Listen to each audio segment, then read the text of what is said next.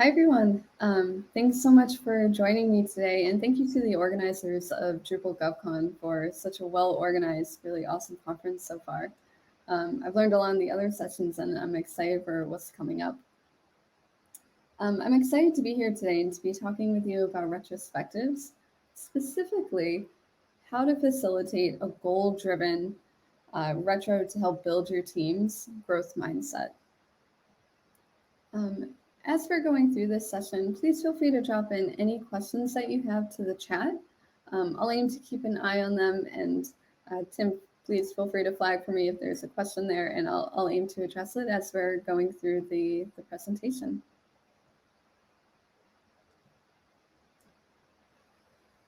So my name's Megan Kraft. I'm a program manager and team lead with Palantir.net. Palantir designs and develops solutions for public sector, healthcare, higher ed, and technology clients using Drupal and other open source technologies. I'm currently based in Cape Cod, Massachusetts, and at Palantir, I'm largely responsible for managing complex projects and portfolios that span several industries, though most notably local to state to federal government initiatives. My background is in a lot of state and federal work prior to Palantir. And at Palantir, I also helped to develop our project management best practices, which is how I arrived at really the solid practice that I'll walk you through of leading goal-oriented retrospectives.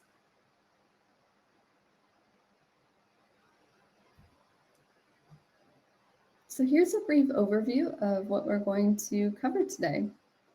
We'll start with some of the foundational concepts, talking about who this session is for and what a retrospective is. And then we'll talk about a bit about the growth mindset and how retrospectives and the growth mindset really go hand in hand. We'll then look at the practice of goal-driven retrospectives. We'll talk through how high-performing teams engage in retros, how you today can lead a goal-oriented retrospective, and how your team can set meaningful goals and action plans for themselves to grow and learn together, and how you can check in on the progress made.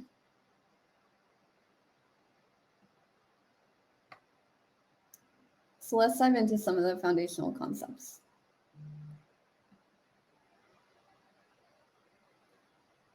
Who is this session for? Well, this session is most applicable, I say, to Scrum Masters, Agile practitioners, and program or project managers who may find themselves in the position of facilitating retros. Though I would note, retrospectives are most effective when every single teammate is empowered to participate. And so for that reason, I would also say this session is beneficial for anyone who's a member of a Scrum team.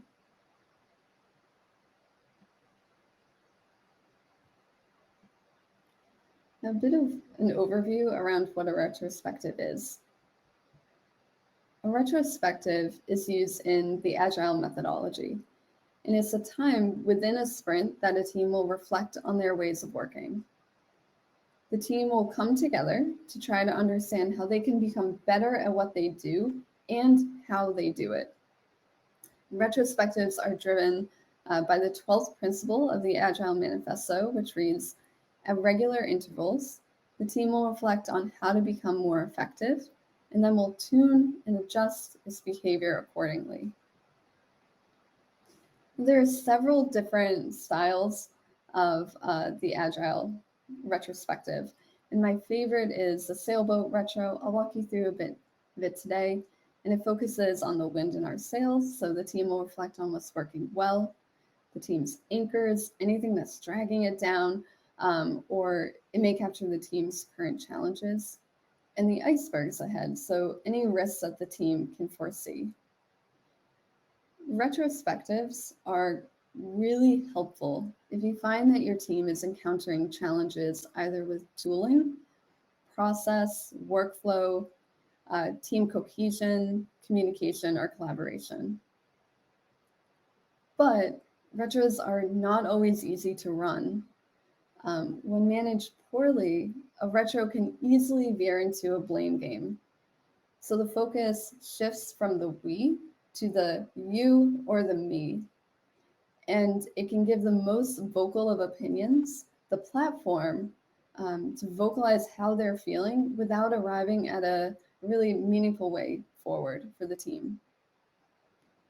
In this case, you'll often find that teammates start to opt out of these sessions, and you may find that they're the first meetings to be removed from the calendar when either work is getting really heavy or time is tight.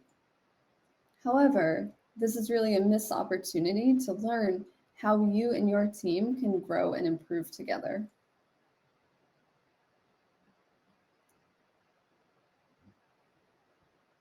Now, the growth mindset really just states simply that people can change and grow.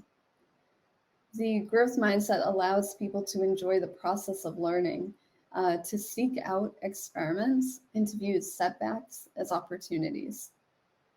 And the growth mindset really is in full opposition to what's called a fixed mindset, which states that people believe their basic qualities are really fixed traits, and that talent creates success minus effort. So where the fixed mindset avoids challenges, the growth mindset embraces them. Where the fixed mindset ignores negative feedback, the growth mindset learns from that criticism. The growth mindset also finds lessons and inspiration from the success of others. Now, without retrospectives, I found that a team can often feel trapped by the fixed mindset, believing that nothing can change the situation that they find themselves in. They have to keep working and chipping away at what they're doing with nothing changing to help them improve. But with a retrospective consistently happening throughout your project, a team can transition away from that fixed mindset, which often can feel trapping, towards the growth mindset, where they're learning from their mistakes and their successes to allow for overall incremental growth and improvement as a team. Now, if you're interested in diving a bit more into the growth mindset, I would recommend checking out the work of Carol Dweck. She's led years of really awesome research around the growth mindset, wrote a book called The Growth Mindset that really captures some of the contextual information around how to make this shift.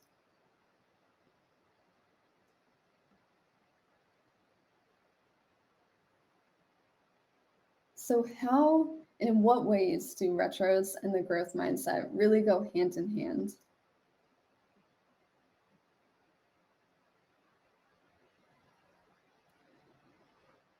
Well, over time, presenting at several conferences, I fielded a lot of questions related to running sprint-based retrospectives, particularly during times of either enhanced stress or pressure, as many of us found ourselves in during the pandemic. Most of the questions were centered around how to persuade teammates to attend a retrospective and participate in a meaningful way.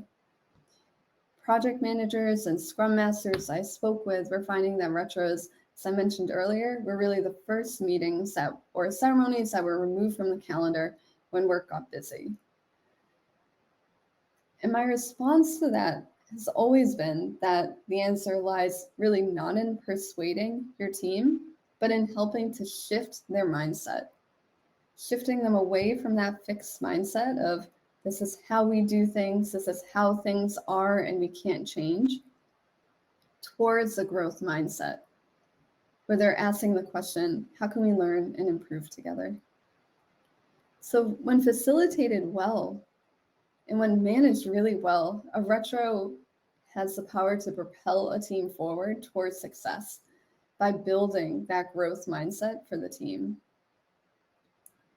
Now remember, the growth mindset again believes that people can change and grow, and that those with the growth mindset believe that the ability and the skill sets that they need to do their job can be developed through hard work, reflection, trying out new strategies or experimenting, and getting input from others. I found that retrospectives and the growth mindset, when together, can build confidence and collaboration among team members. Teammates become happier, they're more fulfilled, knowing that they can make improvements and that they can change the situation that they may find themselves in. And rather than thinking, oh, I'm such a bad teammate, I can't close my tickets at the end of the sprint, the teammate's mindset shifts to, I'm new to creating this type of deliverable, I'd value some coaching. And something that could come out of a retrospective is a pair session where two teammates solve a tricky problem and learn together. So this is really where the goal-oriented retro comes into play.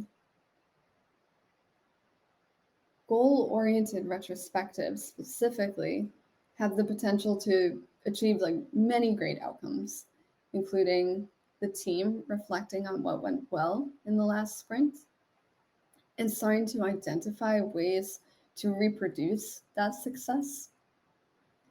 Team members often build trust and develop stronger relationships with one another, which opens up pathways of communication while you're mid-sprint. And a team may also reflect on challenges, and they'll note ways to improve and leave feeling overall more resilient.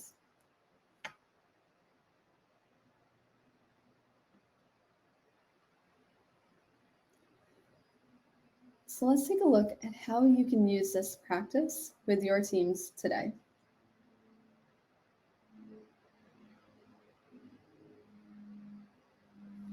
So what you see here is the flow of a goal-oriented retrospective. This is what we'll review each of these steps together today.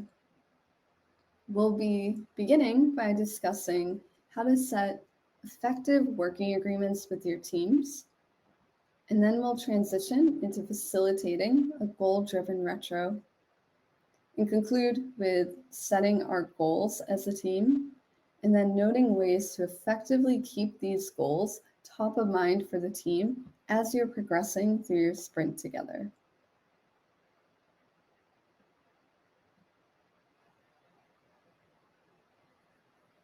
So let's first take a look at how to set effective working agreements for a team retrospective.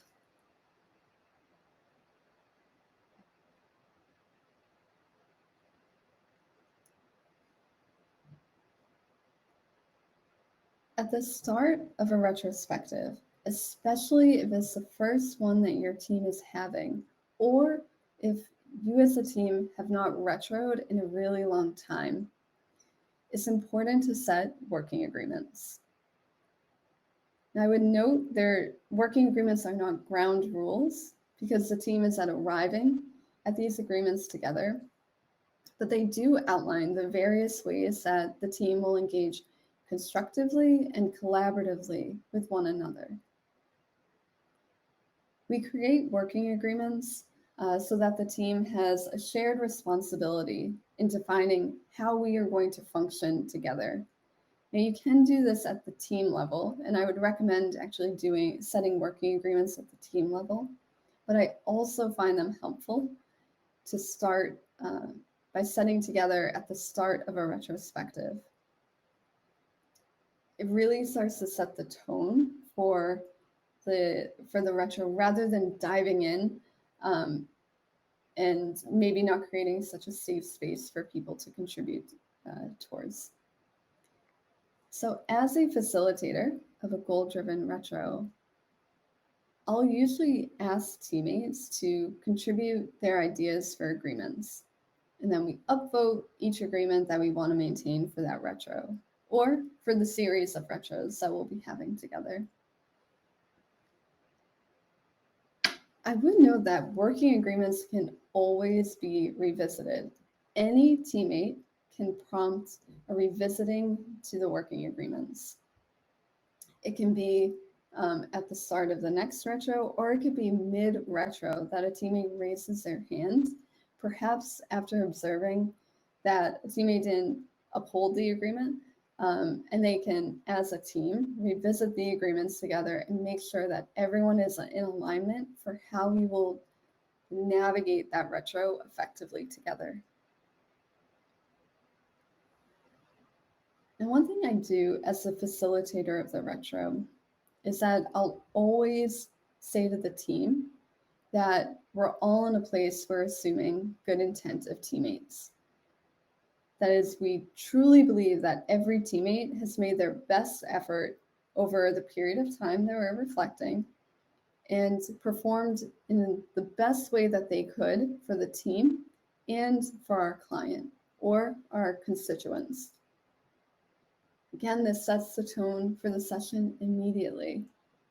And the retro becomes a safe space for teammates to share mistakes and be vulnerable. And it creates an atmosphere of reflection and learning for the overall benefit and improvement of the full team.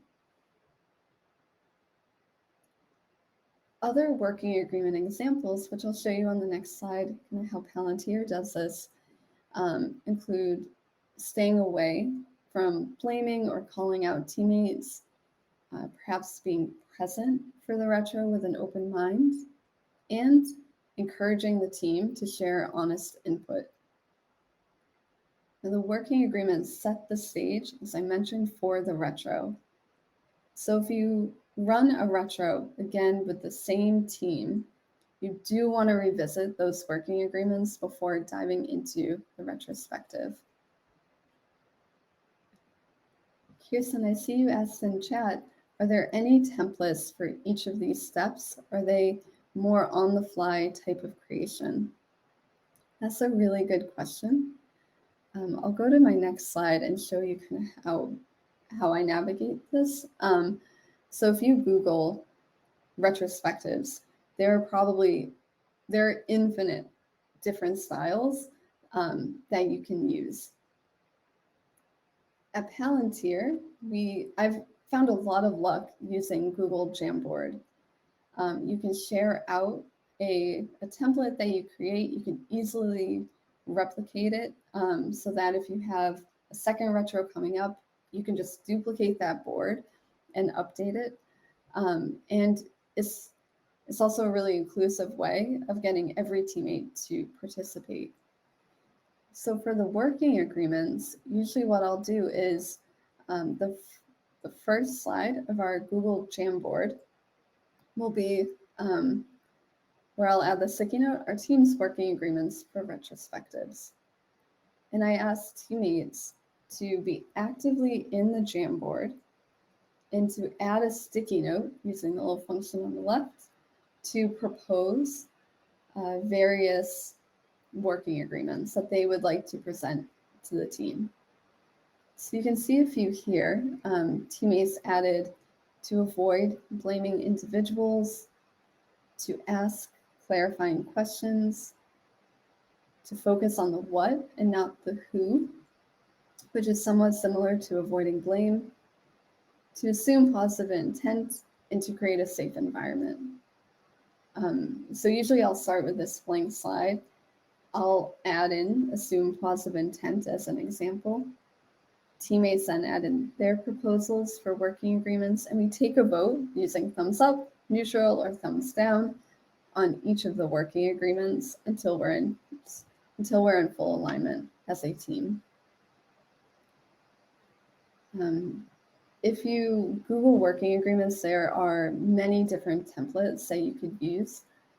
Using Jamboard, I've had a lot of luck with. And like I mentioned, for every retro, I duplicate the board that I'm using and use that as a starting template rather than doing this on the fly during a retro.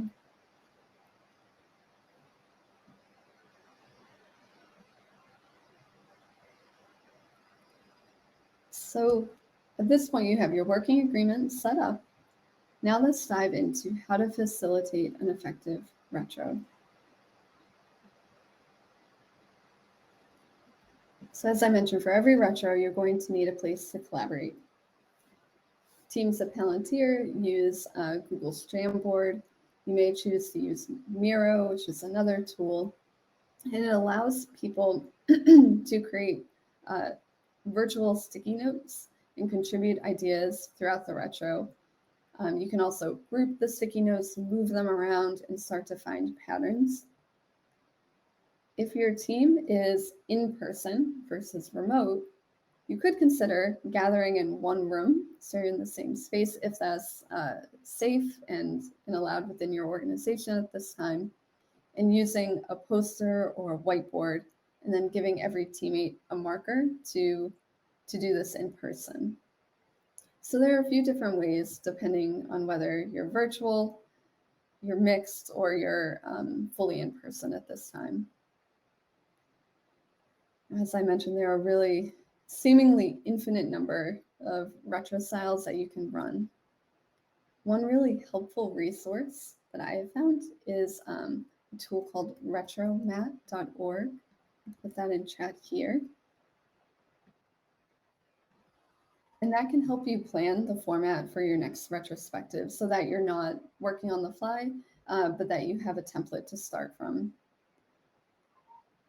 Whatever template you decide to use, the questions that you're seeking to answer as a team are the three that you see here. 1, what worked well? 2, what is slowing you down? And 3, what do we need to change as a team, or what is going to set us off course? With just these 3 questions, you can stand up fairly lightweight but highly effective retrospective for your team. So I'll show you an example of one that I used recently for what was a Team Sprint 4 retrospective. You can get creative with the image. Sometimes I'll switch it up to either break the ice, or if you're a team who meets like every 2 weeks for years, sometimes it's just fun. I'll prompt teammates to provide ideas, but I'll always put in the top left corner what is working well. In the bottom, you'll see it in the middle, what's slowing us down. In the top right, what could set us off course. The image here is a hot air balloon. A teammate drew in a person on it. And when we talk about it, we're like, what's the sunshine that helped us move forward? What are the sandbags that are slowing us down? And what clouds are up ahead that could set us off course? I'm not sure if there are any other project managers on the call, but what I would say is what I have found as a PM to be the most helpful part of this exercise is that top right bit. What could set us off course? This is often where teammates will start to share obstacles or risks that they see up ahead. So from this retro, what you may leave finding is that you need to do a proactive risk identification or mitigation workshop, and it could lead to a whole separate discussion held outside the retro. So that top right question of what could set us off course is highly effective for also identifying risk. So at this time, each teammate is active in Jamboard. And as the facilitator, perhaps I'm sharing my screen, but every teammate has a Jamboard open. And depending on the team size and the frequency with which we retro, I would provide, say it's a 30-minute retro, I'd provide anywhere from 5 to 10 minutes for teammates to drop in their sticky notes, capturing their experience on a project. And I prompt them to start by thinking about the sunshine and then moving through what's slowing us down to the risk up ahead.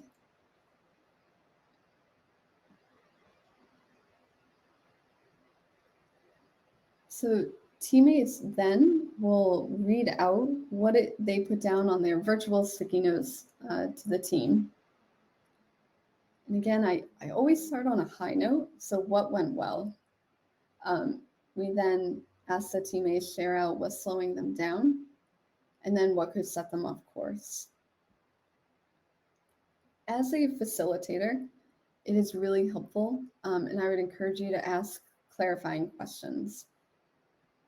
If there's a kind of nebulous post-it note that you see, ask for more information. And then what I'll do is I'll open up that sticky note and then in parentheses, add the context that I hear from the teammate, and then have them validate that what I heard and what I wrote down accurately represents how they're feeling or what they were expressing, to make sure that I didn't interpret it incorrectly. If you find that you have a lot of sticky notes, sometimes what I'll do as a facilitator also is start to group similar sticky notes together so that we can start to denote patterns and again, frequency.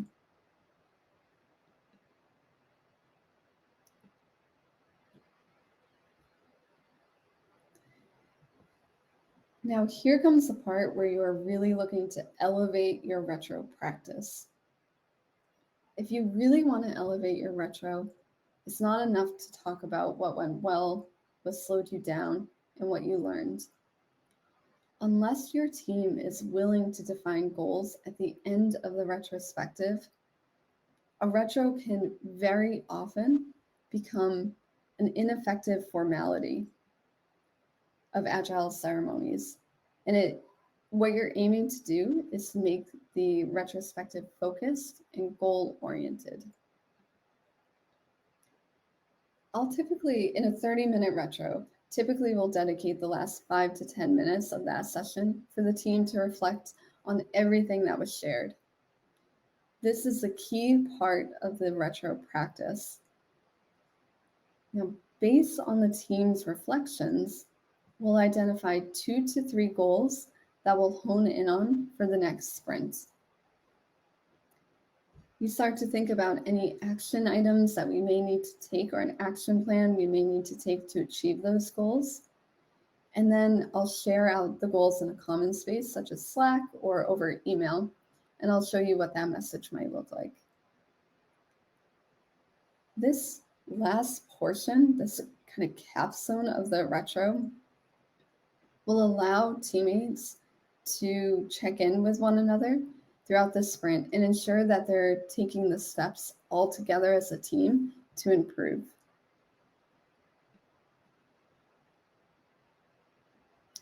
So if we're looking at our Jamboard or at our retro board, you can see the team added in 2 goals here. So the first goal was based on something slowing them down. As a team, we will commit to adding definition and acceptance criteria to tickets prior to a sprint planning session. The second goal is based on something that was expressed that could set the team off course. And the goal is, as a team, we'll work towards planning for teammates' upcoming PTO so that the project is not impacted significantly. I would note that I do try to keep a team focused on setting probably no more than 3 goals. If you're able to make more progress, fantastic, but remaining really focused and honing in on 2 to 3 areas as a team where you hope to grow is the most effective path forward. Anything more than 3 sometimes will actually slow the team down.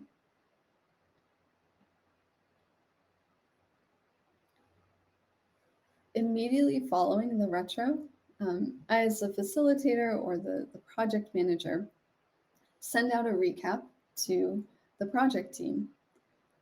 I start by thanking the team for joining the retro and for their time, their openness, their honesty, their participation.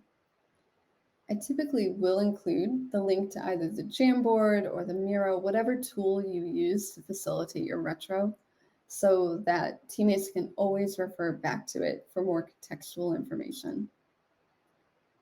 And then I reiterate our goals. And I usually will pin that in Slack so that is always easily accessible to the whole team as we're moving through the sprint together.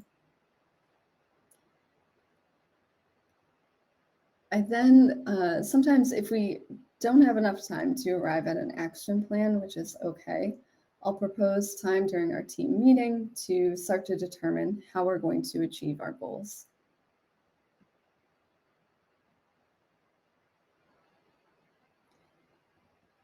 And the final step for the goal-oriented retrospective practice is to make sure that you are checking in with your team.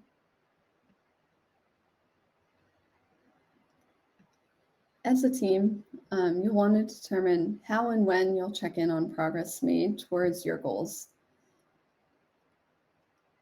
If we retro on a Friday, because it's the end of the sprint, so if we retro on a Friday, I think a reasonable default is that you'll check in to set up your action plan either the Monday or Tuesday after that sprint, so teammates have a bit of time away from the retro, and then they can regroup to determine how they will achieve their goals.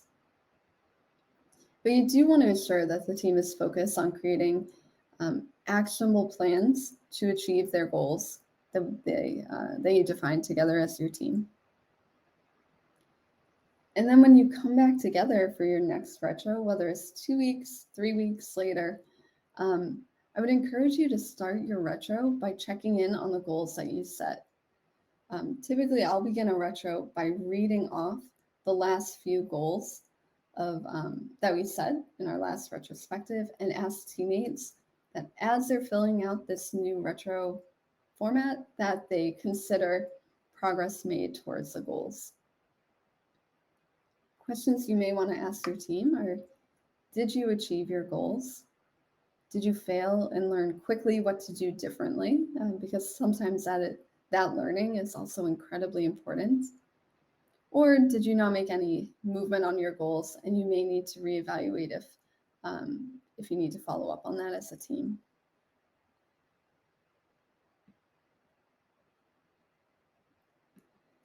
So I encourage you to try this out. Retrospectives are incredibly powerful ways to create sustainable growth for a team or for a company, and that they help to transition your team out of that fixed mindset in that nothing can change towards a growth mindset where teammates are empowered to create change within their team.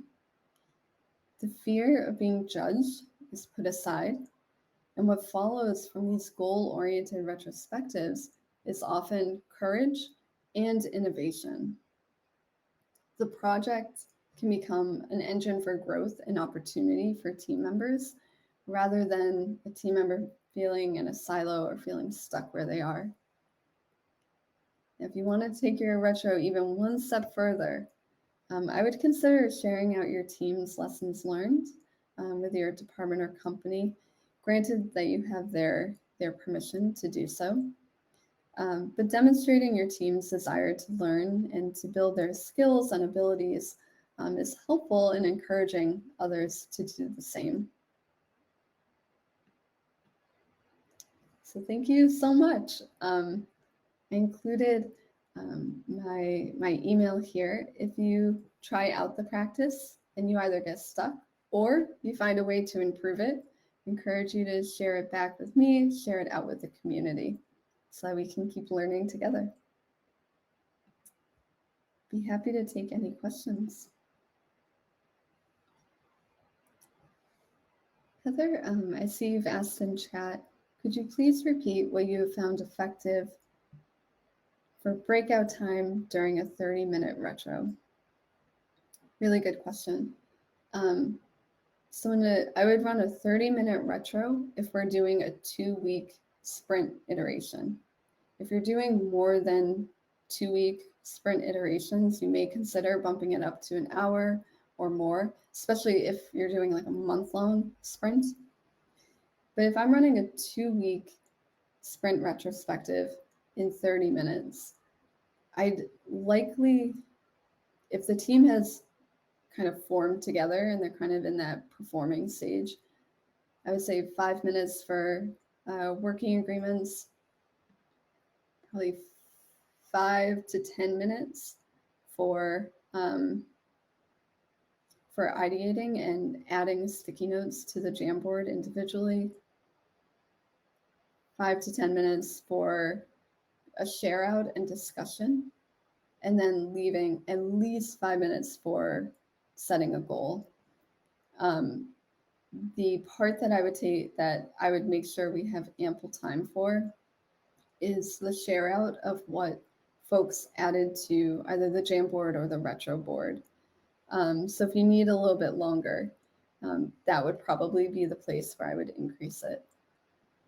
I would note if either the team has never retroed together or it's been a while since they retroed, I probably, even if it's a 2-week iteration, probably would do a 1 hour and send out prior to the retro kind of an overview of how we're going to move through it together so that they have a heads up of what they're walking into, but also so that they can start to think about what they might bring to that retrospective.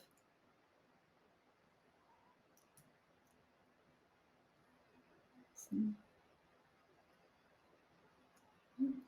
happy to answer any other questions if folks have any. Hey, Megan, Mashana Davis is asked to join screen, so I'm not sure if that was a mistake, but I'll go ahead and add her and see Sure. if that's what you wanted to do.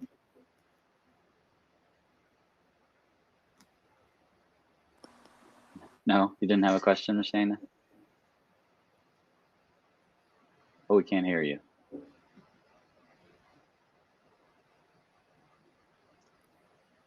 You're still muted.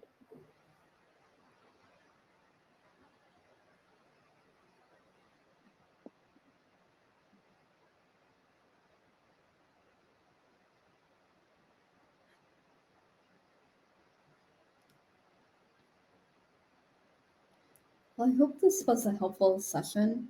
I would say no matter what type of retro style you move forward with as a team, whether it's a sailboat or one from retromat.org, having some meaningful time to define goals is, I think, what is going to be the game changer for the retrospectives and make them as effective and really as efficient as they can be. Like I said, I find that often, teammates will leave before a retro becomes kind of dated when there are no goals set at the end of it. But when you do define goals, it keeps the retro at the top of everyone's mind, and the team really starts to gel a whole lot more and more effectively. So I hope that you're able to try this out. And again, let me know if you can always reach out to me over email if you have any questions or if you get stuck or if you find something even better than this. I encourage you to share it back with the community.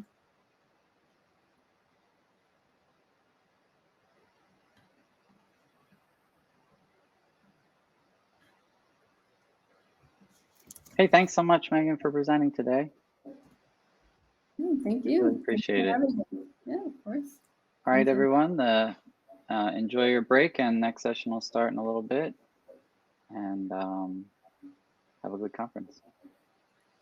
Thank you, everyone.